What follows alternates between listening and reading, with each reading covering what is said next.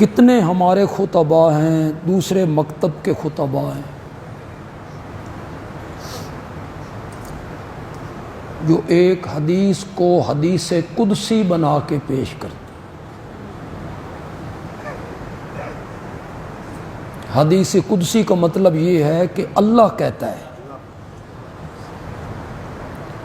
لولاک لما خلقت الافلاک، میرے محبوب پیغمبر اگر ہم نے آپ کو نہ بنانا ہوتا نا تو ہم اس کائنات کو پیدا ہی نہ کرتے، اس مخلوق کو بناتے ہی نہ۔ یہ کائنات تو ہم نے صرف اس لیے بنائی ہے کہ آپ کو بھیجنا تھا۔ اسے حدیث قدسی بنا کے پیش کیا جاتا، جبکہ سر کی چوٹی سے لے کے پیر کی چھوٹی انگلی تک یہ جھوٹ ہے، موضوع ہے، من گھڑت ہے، نبی پاک کا ارشاد نہیں۔ سیاستہ کی کسی کتاب میں نہیں،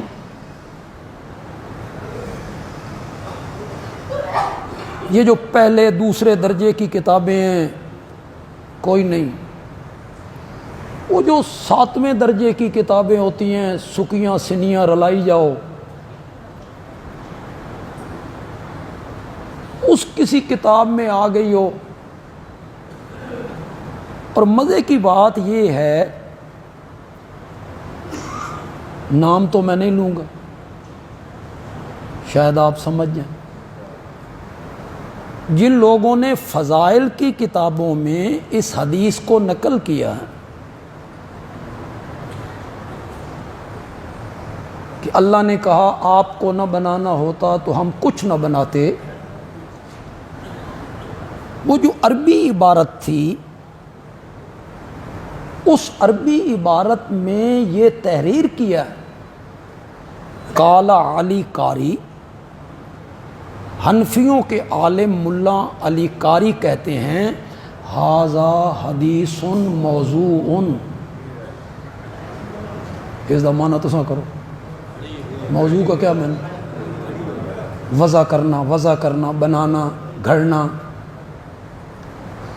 ھذا حدیث موضوع ولیکن معنی صحیح،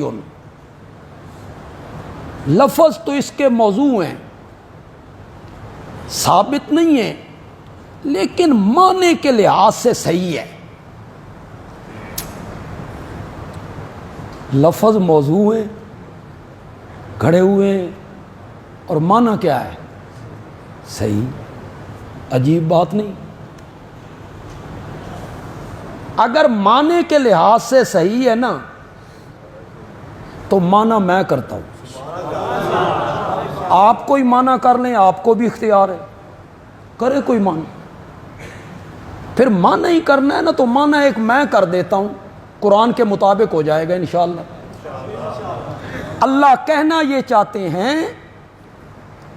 کہ میرے پیارے پیغمبر، اگر ہم نے آپ کو پیدا کر کے آپ کی زبان مقدس سے اپنی توحید کو بیان نہ کروانا ہوتا تو ہم کائنات پیدا ہی نہ کرتے۔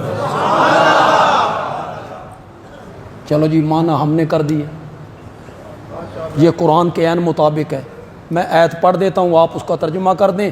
وَمَا خَلَقْتُ الْجِنَّ وَالْإِنسَ إِلَّا لِيَعْبُدُونَ، ہم نے جنوں انسانوں کو کسی شخصیت کے لیے پیدا نہیں کیا ہے، ہم نے جنوں اور انسانوں کو پیدا کیا ہے صرف اس بات کے لیے کہ اس دھرتی پر صرف میری عبادت ہو۔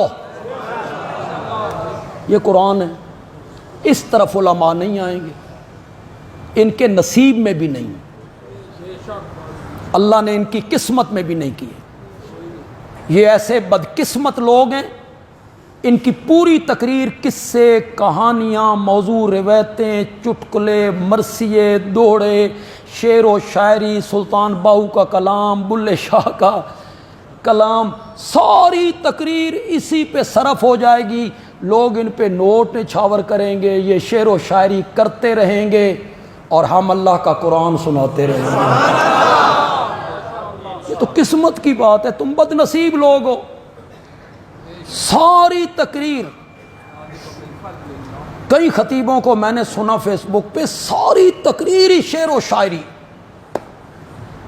لوگ آئے ہیں شعر و شاعری سننے کے لیے، مرثیے سننے کے لیے، ڈوڑے سننے کے لیے، وارث شاہ کا کلام ہیر سننے کے لیے، یا بلے شاہ کا کلام سننے کے لیے، یا سلطان باہو کا کلام سننے کے لیے۔ وہ لوگ بھی شاید بد نصیب ہیں جو آپ کی تقریروں میں یہ سننے کے لیے آتے ہیں۔ ہمارے طرف آنے والے لوگ خوش نصیب ہیں جو رب کا قرآن سننے کے لیے آتے ہیں۔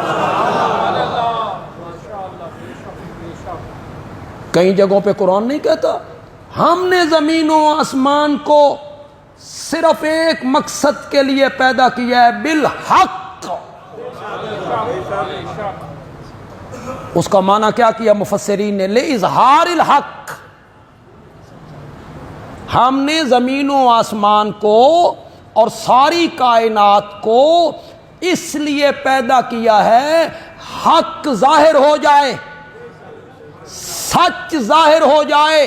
اور بندیالوی کہتا ہے اس کائنات کا سب سے بڑا سچ رب کی توحید ہے، سب سے بڑی حقیقت ہے لا الہ الا اللہ۔ یہ کائنات نہ کسی نبی کے لیے بنائی گئی، نہ کسی فرشتے کے لیے بنائی گئی، یہ کائنات رب نے بنائی ہے حق کو ظاہر کرنے کے لیے۔ کتنی مشہور حدیث ہے، آپ نے سب نے سنی ہوگی علماء سے، اس وقت تک قیامت نہیں آئے گی جب تک اس دھرتی پر ایک بندہ بھی اللہ اللہ کہنے والا ہوگا، یعنی میری توحید کا ماننے والا ہوگا، میری وحدانیت کا ماننے والا ہوگا، اس وقت تک قیامت نہیں آئے گی جب ایک بندہ بھی میری الوہیت کا ماننے والا نہیں رہے گا۔ ہم قیامت قائم کریں گے، اس لیے کہ جس مقصد کے لیے کائنات بنائی تھی اس مقصد کو ماننے والا کوئی نہیں، ہم نے کائنات بسا کے کیا لینا ہے۔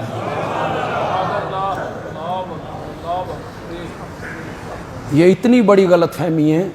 اچھے علماء، اچھے پڑھے لکھے، تعلیم یافتہ، اینکر، پروفیسر، وکیل، سب اس غلط فہمی کا شکار ہیں۔ میری آواز ان تک پہنچ رہی ہے تو اپنی غلط فہمی دور کیجئے۔ وَمَا خَلَقْتُ الْجِنَّ وَالْإِنسَ إِلَّا، یہ کائنات اللہ نے اپنی توحید پر بطور دلیل پیدا کی ہے، نشانی۔ یہ زمین کیوں بنائی؟ آسمان، پہاڑ، ندیاں، نالے، سمندر، دریا، چشمے، آبشاریں، بادل، بارش، فصلیں، نباتات، جمادات، یہ انسان، فرشتے، جن، پرندے، چرندے، حشرات الارض، یہ ساری کائنات اللہ نے کیوں بنائی ہے؟ اپنی وحدانیت پر بطور دلیل، اپنی الوہیت پر بطور نشان اللہ نے بنائی ہے۔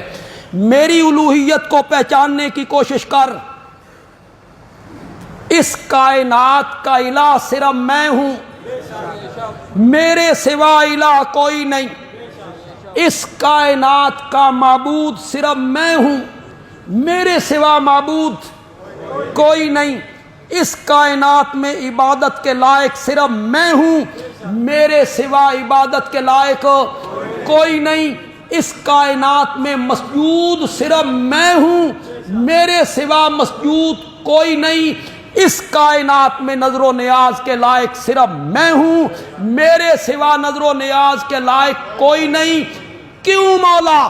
اس پر رب نے کائنات کی ایک ایک چیز کو بطور دلیل پیش کیا، میں ہی الہ ہوں، میں ہی معبود ہوں، میں ہی مسجود ہوں، اس لیے کہ چلتے ہوئے پانی پہ زمین کو بچھانے والا جو میں ہوں۔ یہ قرآن پیش کرتا ہے دلیل.